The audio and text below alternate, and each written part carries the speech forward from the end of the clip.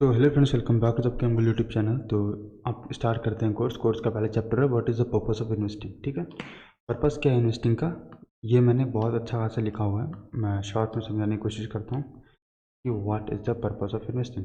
हम लोग इन्वेस्ट क्यों करने के कहते हैं मार्केट को, कि चलो जितनी जल्दी हो जितने यंग हो हम लोग मार्केट में इन्वेस्ट करना चाहिए। उसके क्यों कुछ रीज़न है। ठीक है, क्योंकि हमेशा वेल्थ जो होती है ना लॉन्ग टर्म में बनती है। वेल्थ इज़, अगर आपको वेल्थ बनाना है तो वेल्थ हमेशा लॉन्ग टर्म में बनती है। और अच्छा wealth banana in the sense कि अगर आपको 1 से 10 करोड़ के बीच में कमाना है तब जाके लॉन्ग टर्म में वेल्थ बनता है। ठीक है, या तो आप बिजनेस कर रहे हो या तो आप इन्वेस्टमेंट कर रहे हो। इन्वेस्टमेंट के अंदर टाइम लगता है, बिजनेस के अंदर आपको भी टाइम लगता है, लेकिन इट टेक्स, आपके पास थोड़ा उतनी एनर्जी होना चाहिए, आपके पास थोड़ा एक्टिव होना चाहिए अगर आप बिजनेस वगैरह कर रहे हो। लेकिन स्टॉक मार्केट के अंदर ये होता है कि अगर आप इंडेक्स फंड के अंदर ही पैसा डाल दोगे ना, आपको उतनी नॉलेज नहीं है लेकिन आप you are good, index fund में भी आप पैसा डाल दोगे तो आप 15% के ऑन एंड एवरेज रिटर्न के हिसाब से पैसा बना लोगे मार्केट से। ये सब हम आगे डिस्कस करेंगे, लेकिन आज हम जान लेते हैं कि पर्पस क्या है। ठीक है, ये तो चलिए शुरू करते हैं। तो पहले चीज़ आप यहाँ पे नोटिस करते हैं, एक चीज़ ये देखो, सपोज मान लेते हैं कि एक है, यहाँ मैंने एग्जाम्पल वगैरह सब कुछ ले रखा है तो उसी के हिसाब से हम लोग जाएंगे। तो पहले हम बात कर लेते हैं कि वाई शुड बी इन्वेस्ट, हम लोग इन्वेस्ट करें तो क्यों करें। ठीक है, कोई बढ़िया सा पेन ले लेता हूँ जिससे कि आपको थोड़ा सा अच्छा लगे दिखने में भी। ये अच्छा है क्या? हाँ राइट, ये ठीक है। तो वाई शुड बी इन्वेस्ट, ठीक है। और हम लोग को एक चीज़ नोटिस करना पड़ेगा, बेनिफिट क्या है इन्वेस्टमेंट की। ठीक है, और एक सिनेरियो हम लोग लेके चलते हैं, लाइक अमित का एक सिनेरियो है, सिनेरियो 1, और एक सिनेरियो 2 उसी का ही है। ठीक, तो पहले चलते हैं हम इधर।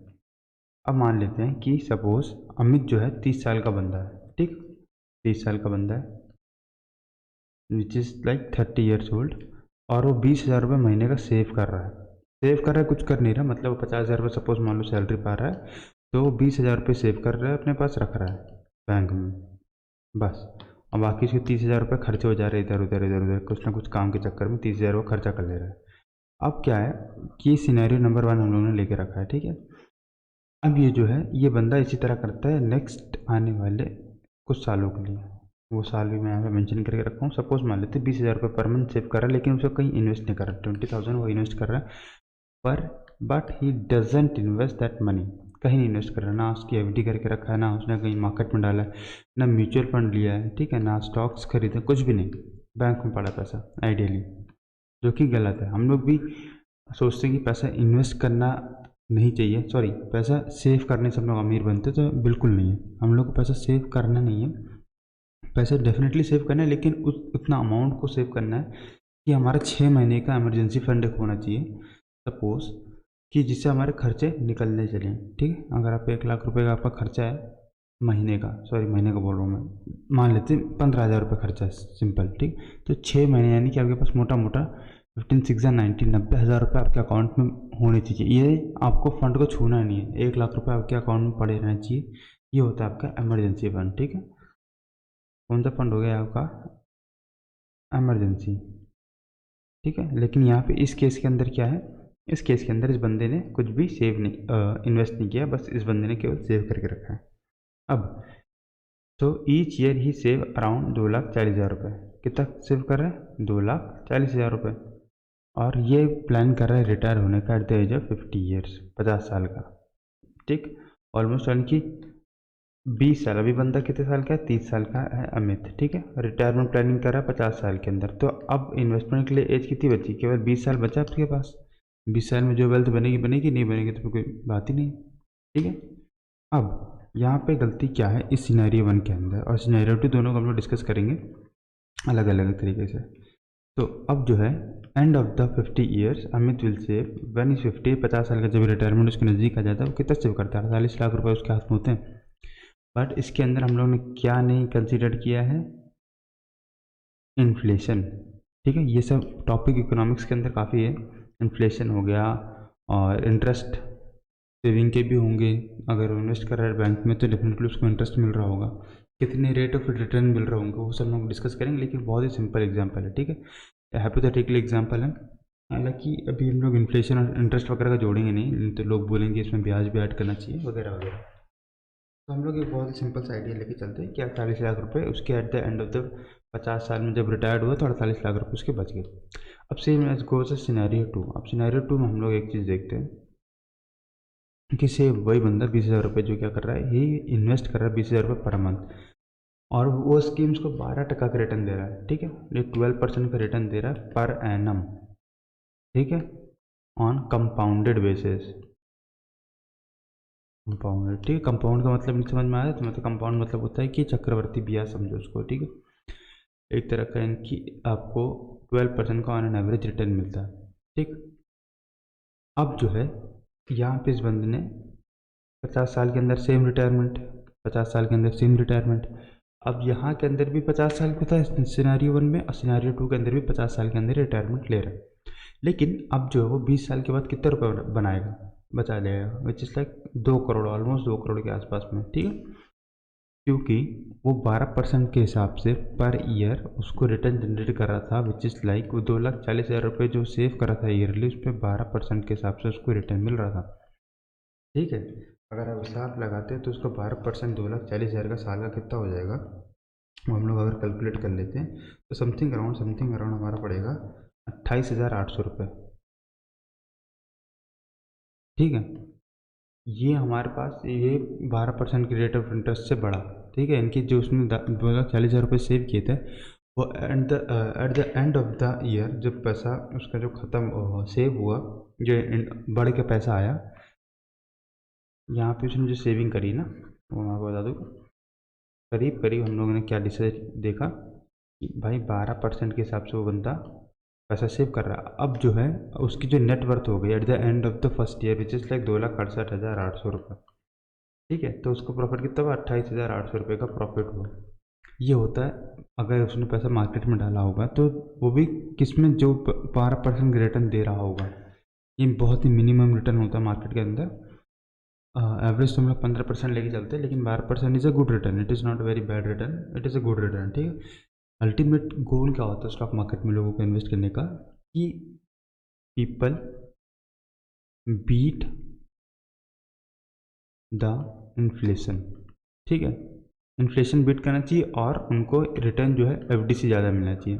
बस सिंपल से रिटर्न है। कोई भी यहाँ स्टॉक मार्केट में ये सोच के नहीं आता कि मेरे को स्टॉक मार्केट में घुसने से करोड़पति बनना है 1-2 साल के अंदर, ऐसा कोई भी नहीं होता। हालांकि बहुत रेयर केस होता है, कुछ कुछ बन भी जाते हैं। ठीक है, ट्रेडिंग से या फिर कुछ कोई ऐसा चमत्कारी स्टॉक लग गया जो बहुत अच्छा चले गया, मतलब ये लक की बात है, 1% लोग होंगे और मे बी 0.1% होंगे। ठीक है, बहुत ही रेयर केस होता है ये अपने को ध्यान में रखना है। अब हम लोग बात करते हैं कि अब क्या होता है। ठीक है, टोटल जो बंदा है उस बंदे ने क्या किया था, कितना बनाया, 2 करोड़ रुपये बनाए। Very good. अब हम आगे चलते हैं, जिसके अंदर अमित ने जो पैसा लगाया था वो पैसा इंक्लूड है इसके अंदर। ठीक है, इन्वेस्टमेंट इसके अंदर इंक्लूड है।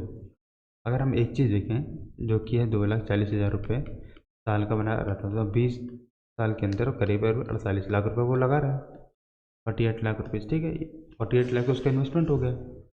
अब वो कितना कमाया 48 लाख के अंदर में से, 2 करोड़ को at the end of 50 years मिल गए। मतलब वो जब 50 साल का हुआ तो उसको कितने रुपये मिल गए, 1.5 करोड़ रुपये, अपना 2 करोड़ रुपये उसके हाथ में आ गए। मैं जरा इस फाइल को हटा देता हूँ, मैं अपने पेंसिल से बनाता हूँ, इसके अंदर ज़्यादा बार बार रब करना पड़ रहा है। एक सेकेंड है।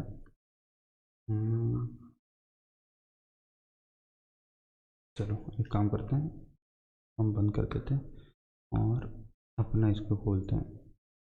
चलो ठीक है, ठीक है। अब जो है, अब मान लेते हैं कि अब मार्केट के अंदर ना वो बंदे ने इन्वेस्ट किया था 48 लाख रुपीज़। ठीक है, अब 48 लाख यानी ये हो गया उसका प्रिंसिपल अमाउंट, यानी कि जो पैसा उसने मार्केट में लगाया है। कब, जब वो 30 साल का था, 30 ईयर्स का। बहुत ईजी में समझाऊंगा, बहुत ईजी, आसानी से समझ में आ जाएगा। अगर आप कॉमर्स बैकग्राउंड से नहीं भी हो, 10th क्लास में भी हो, तो आपको समझ में आ जाएगा। ठीक है, 10th 12th में भी हो तो आराम से समझ में आ जाएगा। अब वो जब 50 साल का हुआ, ठीक है, 30 साल में पैसा डाला 48 लाख, 50 साल को उसको कितने रुपये मिले, 2 करोड़ रुपये मिले। ठीक है, 100,000, 10,000 लाख, 10 लाख, करोड़। ओके, उसको मिल गया 2 करोड़ रुपये, जिसके अंदर माइनस कर देंगे 48 लाख रुपीज़ तो उसको मिलेगा नेट टू नेट 1.5 CR। ठीक है, ये इसका प्रॉफिट है मेन। 2 करोड़ जो है वो उसका नेट पैसा है, जिसके अंदर उसका प्रिंसिपल अमाउंट भी है विच इज़ लाइक 48 लाख।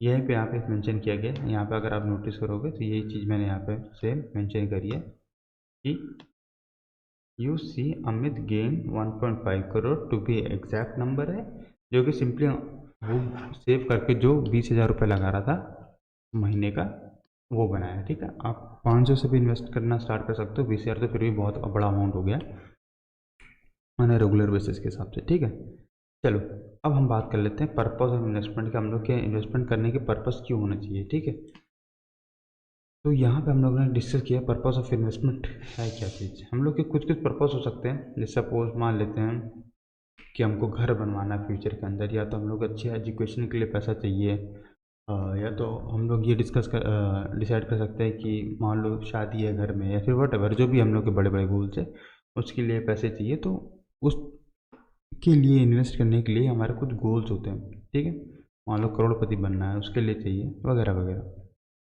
तो यहीं पे मैंने ये सब चीज़ें डिस्कस की। There are so much stock investing वगैरह वगैरह वगैरह, ये सब थोड़ा मैंने नेट से रिसर्च वगैरह करके यहाँ पे फाइनल बनाया है, लेकिन मैं आपको क्रंच पार्ट दूंगा कि क्या क्या है। सपोज मान लेते हैं यहाँ पे हम लोग करते बाय क्रिएटिंग वेल्थ। ठीक है, यहाँ पे मैंने what is the purpose of investing, यहाँ पे भी आपने देखा होगा यहाँ लिखा था what is the purpose of what is the point of investing. Okay, what is the point of investing. तो फॉर इंस्टेंस बाय अपना by wealth creating you can secure financial situation meet your short term and long term goal, investing your money is help you to do that. ठीक है, अगर आप मतलब कि job वगैरह कर रहे हो, आपका बिजनेस में दिमाग नहीं चलता है, तो बहुत ही ईजी वे है मार्केट से पैसा कमाने के लिए इन्वेस्टमेंट के थ्रू। ठीक है, लेकिन ये भी शॉर्ट टर्म में नहीं, इसको भी टाइम देना पड़ेगा मार्केट में। शॉर्ट टर्म के लिए मार्केट कभी नहीं है। Short term in the sense कि आप 1 साल 2 साल पैसा लगा के नहीं बना सकते इतना अच्छा पैसा। You have too invested in the market for at least 5 साल से 10 साल के अंदर अगर आपका नज़रिया है तब आप मार्केट से कुछ पैसा कमा पाओगे, बहुत ही सिंपल वे में। ठीक है, अब जो है सपोज मान लेते हैं आपका प्लान है कि आप 10 साल के अंदर कार खरीदना चाहते हो। ठीक है, तो आप ऐसे कौन से इंस्ट्रूमेंट में पैसा डालोगे जो आपको एक्सपोनेंशियली ग्रोथ देगा। ठीक है, जिसकी ग्रोथ फास्टर है, वो हम लोग उसमें डिस्कस करने वाले हैं। कैसे कौन कौन से स्टॉक्स सेक्टर हो गया वो नेक्स्ट वीडियो में कवर करेंगे आगे। नेक्स्ट वीडियो मतलब जब टॉपिक आएगा तब हम डिस्कस करेंगे। लेकिन हम लोग को अगर वो प्लान रखा है मन में तो अच्छी लाइफस्टाइल चाहिए, तो उसके लिए पैसा लगता है, तो ये एक पर्पस हो गया। ठीक है, बाकी ये नॉर्मल चीज़ें हैं, चाहे कुछ सेव है नहीं। यहाँ पे जैसे मैंने एक और लिख रखा है टू सेव फॉर रिटायरमेंट। ठीक है, ये मेजर टॉपिक हो गया, लोगों को रिटायरमेंट के लिए पैसा चाहिए, तो टू सेव फॉर रिटायरमेंट कि आगे चल के भाई अगर रिटायर्ड होना है, लोग कुछ कुछ होते हैं कि जल्दी रिटायर्ड हो जाते हैं 30 साल 40 साल के अंदर, कि कुछ काम ना करो उतना पैसा हो, तो उसके लिए भी हम लोग को स्टार्टिंग से पैसा इन्वेस्ट करना पड़ेगा। कम से कम 18 साल से 20 साल के बीच में हो, अगर आप चाहो 40 साल में रिटायर होने के लिए, तब आपको जाके इस अमाउंट को अच्छा खासा इन्वेस्ट करना पड़ेगा, तब जाके आप 40-50 साल में जाके अच्छे रिटायर्ड होंगे। रिटायर्ड इन द सेंस कि आपके पास उतना पैसा होगा कि आपको बिना काम करे पैसे की मतलब पैसे की ज़रूरत ना पड़े उतना। अब आप सोच रहे हो कि मैं हवाई जहाज़ खरीद लूँ, ये खरीद लूँ, वो खरीद लूँ, तो उस पैसे के लिए आपको अच्छा खासा मेहनत करना पड़ेगा।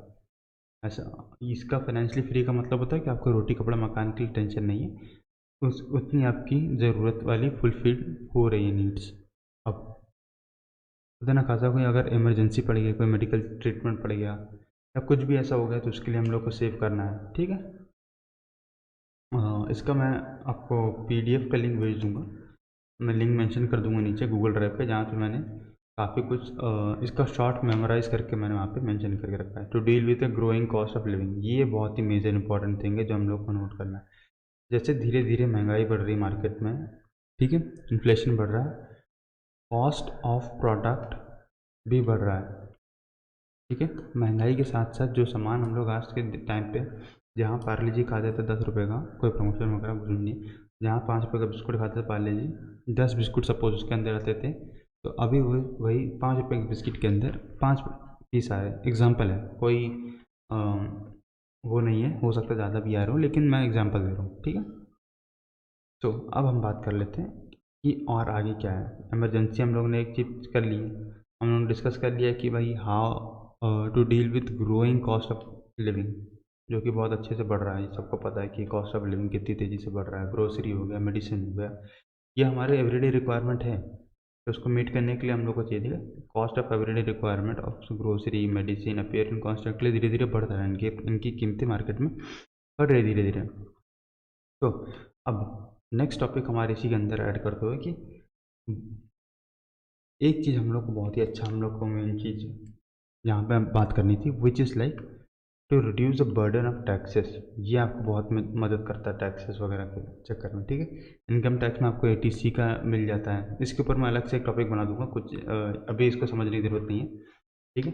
ईएलएसएस होता है अपना, पीपीएफ होता है, टैक्स एग्जेम्पशन मिल जाता है, एटीसी होता है, एटी डीडी भी करके एक चीज़ होता है, वो भी हम आगे डिस्कस करेंगे। तो काफ़ी कुछ चीज़ें टैक्सेस के रिगार्डिंग भी है, हम लोग उसको अच्छे से डिटेल में आगे कवर करेंगे जब कोर्स धीरे धीरे एंड होने की तरफ चलेगा तब क्योंकि आप पूरा ओवरव्यू जान चुके होंगे स्टॉक मार्केट के बारे में, पैसा लगाना सीख के चुके होंगे। पैसा लगाते लगाते आप ये समझ जाओगे कि अब भाई पैसा मैं लगा रहा हूँ, मार्केट से पैसा कमा रहा हूँ, तो टैक्सेस के बारे में समझना पड़ेगा। तो वो हम लोग डिटेल में समझेंगे। अगर आप इस प्लेलिस्ट को फॉलो करोगे तो डेफिनेटली आप आगे चल के पैसे बनाओगे, प्लस पैसे सेव करना, इन्वेस्ट करना सीख जाओगे, और कैसे अपने टैक्सेस को प्लान करोगे। टैक्सेस प्लान मतलब टैक्स प्लानिंग बोलते हैं उसको, ठीक है। कि आप कौन कौन से स्कीम में पैसा डाल के अपने लाइक टैक्सेस को कम कर सकते हो, या फिर आप कौन सा इंश्योरेंस ले सकते हो वगैरह वगैरह। तो यहीं पे ख़त्म करते हैं। एक रिकैप कर लेते हैं हम लोग कि कौन कौन सी चीज़ें हम लोग को इन्वेस्ट करना चाहिए। क्विक रिकैप है, मैं यहाँ पे मेंशन कर दिया 5-6 पॉइंट है। ये प्राइमरी पर्पस है investing is creating a wealth, जो कि नॉर्मल लोग सबको चाहिए वेल्थ क्रिएट करना। Investment allow you to meet short term and long term goal. Short term goal जैसे गाड़ी खरीदना, घर खरीदना। लॉन्ग टर्म गोल्स यानी कि रिटायर होना है, अच्छी बड़े अच्छे एजुकेशन प्रोवाइड करना है बच्चों को वगैरह वगैरह, ठीक है। वर्ल्ड टूर पे जाना है, ये हमारा लॉन्ग टर्म थोड़ा भी हो गया। They also help you to comfortable post retirement, जो कि हम लोग डिस्कस कर लिया। सपोज 50 साल में आप रिटायर हो रहे हैं, तो इन्वेस्टमेंट की वजह से आप हो सकते 45 साल या 40 साल में रिटायर्ड हो जाओ, क्योंकि जितना पैसा आप रिटायरमेंट से लेने वाले थे उतना पैसा क्या पता आपको 40 साल में मिल जाए, मार्केट अगर अच्छा हुआ तो, ठीक है। ऑल दो मार्केट के ऊपर है। अब जो है investment are likely to equity can protect your money against effect of inflation. ये जो है इन्फ्लेशन से आपके पैसे बचाने के लिए, इन्फ्लेशन मान लेते 7% से बढ़ रहा है तो मार्केट 12%, तो आप you still in profit of like 5%, ठीक है। आपका पैसा फिर भी 5% के हिसाब से बढ़ रहा है। और एफडी के अंदर यही चीज़ चलेगा, तो एफडी का आज के रेट अगर 8% भी हो तो 1% मोटा मोटा हम लोग मान के चलते हैं कि आपको रिटर्न जनरेट हो रहा है, लेकिन वो कुछ भी मतलब नहीं पड़ता। 1% से आपको कुछ भी मालूम नहीं पड़ेगा in the long term. FD return भी नहीं देता, कंपाउंडेड रिटर्न एफडी नहीं देता जितना स्टॉक मार्केट देता। तो और एक अच्छा है, बहुत अच्छा रीज़न विच इज़ लाइक अभी हम लोग को डिस्कस किया, another great reason is to invest in reduce the tax burden, ठीक है। ये एक रीज़न है जो हम लोग को मार्केट में इन्वेस्ट करने से बताता है। तो होप आपका वीडियो अच्छी लगी, क्योंकि वीडियो अच्छी लगी तो चैनल को कर लो आप सब्सक्राइब, और मिलते हैं नेक्स्ट वीडियो में।